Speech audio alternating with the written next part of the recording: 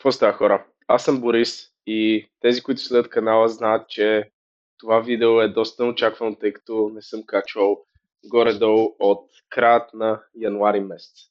И естествено всичко си има извинение. Нали знаете, извинението е като цепката ни отзад, всеки я има.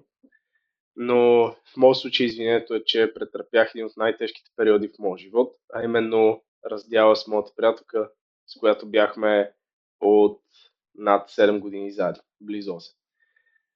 Както можете, тези от вас, които сте минали през нещо такова, да си представите, това е доста шокиращ, труден период за всеки, няма да влизам в детайл, но също така беше период, в който научих доста за себе си и сега искам да дам това, което научих от тази ситуация на вас. Не с идеята, че няма да минете през раздяла, през труден момент и не с идеята, че не трябва да минавате и да избягвате този тип моменти. Даже напротив, съветвам всеки един от вас да мине през период, в който му е супер тегаво. Естествено, не нарочно, но дори да сте в ситуация на раздяла, в ситуация на траур, в ситуация на тревога, в ситуация на несигурност, то това видео смятам, че ще ви бъде доста полезно, тъй като наистина ще видите моята гледна точка, моята перспектива, моят начин на мислене, чрез който успях до някъде, не бих казал избягам, а напротив даже да се преборя с точно тези моменти и всъщност какво ме държа през цялото това време.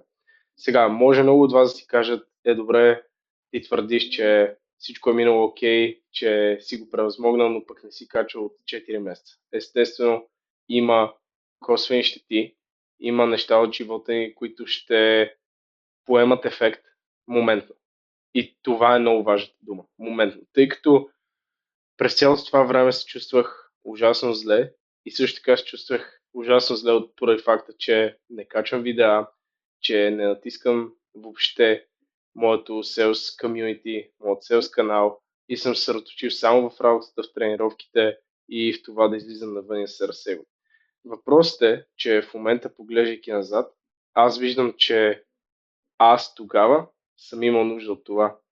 Защото е много лесно, след като гледаме всички тези инфлуенсъри, които всички знаете, Тейт, братята, вече не знам, те са хиляди, но е много лесно да влезем в тази спирала, в която си казваме, че абсолютно всичко е на абсолютно всяка цена. И да, може би има моменти в живота, в които наистина е така, моменти в нашия живот, в които е буквално на живот и смърт или м, зависи бъдещето на нашето семейство или на нас самите от това как ще се представим в работата ни, в бизнеса, който развиваме.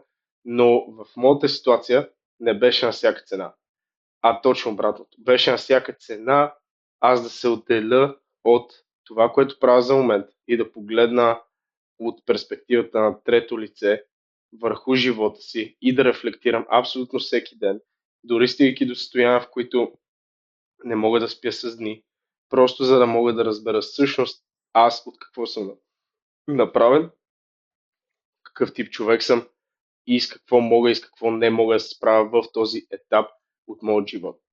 И съответно не съм спрял да работя в компанията, в която работя като търговец, не съм спрял да тренирам, абсолютно всеки един около мен знае и не съм спрял да бъда социален, даже напротив, станах още по-социален.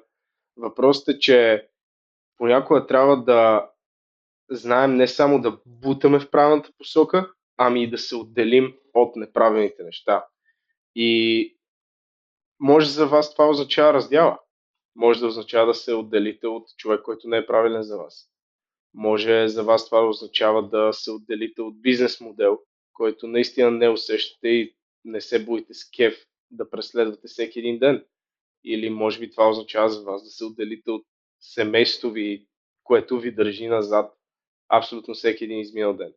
Съобщението, което искам да дам тук е, тъй като мога да дам супер много примери до утре, че е хубаво да можем да се отделяме.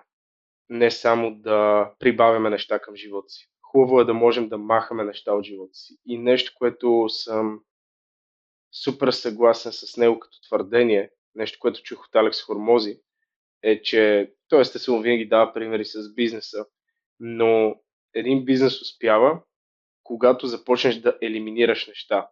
Има супер много лойка, защото когато един човек, например, е тежък, той има много по-голямо затруднение в това да се движи напред, назад, настрани, наляво, надясно, да скача и така нататък. Когато човек, който е дебел, премахне килограмите си, премахне излишните мазнини и имплементира спорт вместо 4 часа хранене на ден, свали ги на 1 час и имплементира 1 час спорт, т.е. той де-факто е махнал доста неща от ежедневието си, махнал е лошите навици, махнал е храната, която яде, махнал е съответно в резултат на това хикс брой килограми и съответно е подобрил живота си точно чрез махане, а не добавяне. Защото този същия човек може да си каже, добре, аз ще поуправя малко диетата, но ще добавя сауна, ще добавя студен душ, ще добавя ставане в 7 сутринта, 4 часа сън на ден, само тренировки и така нататък. Но всеки, който се занимава с фитнес, например, знае, че когато човек не се наспива, когато има завишена кръвна захар, когато няма оптимална диета според а, ръста и теглото си, неговите нива на кортизол, например, се спайкват нагоре, което автоматично прави този човек не само, понеже когато се спайкне кортизол, ставаме и по-гладни и така нататък, но не само на хормонална основа ставаме по-зле, ами също така, буквално въпреки, че сме имплементирали толкова много неща в нашето ежедневие, най-вероятно и килограмите няма да мръднат, съответно и начин по който се чувстваме и изглеждаме също няма да мръднат. И защо давам този пример? Защото е абсолютно същото в животите ни, в взаимоотношенията ни, в бизнесите, които развиваме, в работата, която работим и така нататък, в спорта, който тренираме. В повечето случаи, когато не сте там, където искате да бъдете, е много хубаво да почнете да премахвате неща от живота си. Отново, било то хора, било то бизнес модели, било то работа, която не харесате, било то да се премахнете, отново повтарям, от средата, в която сте, дори това да означава да сте далеч от родителите си, далеч от града си, където са вашите най-добри приятели, най-вероятно приятелката ви. То в тези моменти става истински растеж. И това е поне, което аз съм видял. И наскоро, като добавка и край на това видео, разбрах всъщност колко малки са моите проблеми. И за жалост трябваше да го разбера след като се видях с мой близък приятел и разбрах, че той всъщност страда от болест, която е нелечима. И той го приема супер спокойно и се смеем относно неща, дори около болестта, понеже той е такъв тип човек, който винаги си прави базик с абсолютно всичко. Но се замислих, когато нещо си говорихме за, не си спомням, аз мисля, че пак за работа ставаше дума. И аз казах, ние няма какво да губим. И той ме погледна и каза, не, ти имаш какво да губиш. Аз нямам. И въпреки, че не съм съгласен с това, смятам, че всички сме тук, за да дадем абсолютния максимум от себе си и няма от какво ни е срам, нямаме какво да губим. Просто факта, че той супер осъзнато ми каза, буквално на, на едно метафорично ниво, ми каза, ти имаш да живееш, аз нямам. А момчето е 1 година по-малко от мен. Това ме накара да се замисля, че нашите проблеми, нашите битови проблеми са толкова, толкова нищожни спрямо един такъв проблем.